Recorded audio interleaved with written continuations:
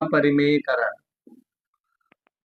ठीक भाई, √3 नीचे वैसा का वैसा ही एक बार तो लिख दो जो है उसको, √3 को आगे लिख दो है ना, और +1 को कहाँ लिख देते हैं, पीछे।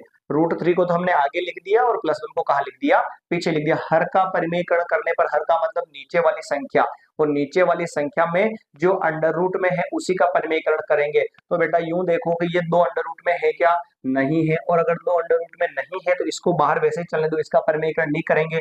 अब ये बाहर रूट, ये रूट में है, और कभी भी अगर अकेली संख्या अंडर रूट में आ जावे और उसका अगर हम परिमेयकरण करते हैं तो उसको ऊपर भी लिख दो और उसको कहाँ लिख दो, नीचे भी लिख दो।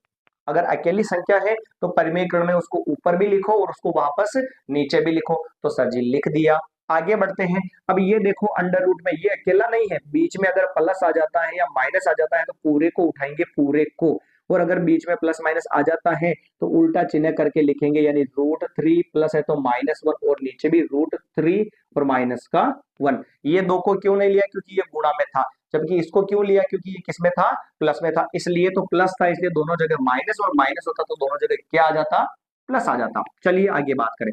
ऊपर वाली ऊपर से गुणा होगी तो √3 को √2 से गुणा कराएंगे तो कितना होगा, √6 होगा, नहीं होगा सर, अंडर रूट वाली संख्या गुणा हो जाती है। फिर √3 बचा, अंडर और माइनस का क्या बचा बेटा, 1 बचा। फिर 2 का तो ये देखो 2, √2 बाहर वाला बाहर से गुणा कराऊं तो √2 का क्या हो जाएगा सर, स्क्वायर। फिर कोष्टक बंद।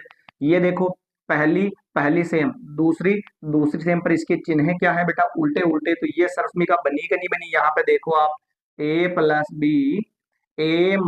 b बराबर में क्या आता है, a² - b का स्क्वायर। ये आता कि नहीं आता है सर, आता है सर। तो लीजिए a का स्क्वायर यानी √3 का स्क्वायर, फिर -b का स्क्वायर, b कितना है, 1 है, तो 1 का स्क्वायर, और ये कोष्टक बंद हो गया। चलिए एक लाइन और लिखूं मैं, √6 को गुणा करवा देते हैं अंदर से, ये भी रूट में ये भी अंडर रूट में, तो अंडर रूट गुणा होगा तो under root 6 × 3 = 18 minus under root 6 को 1 से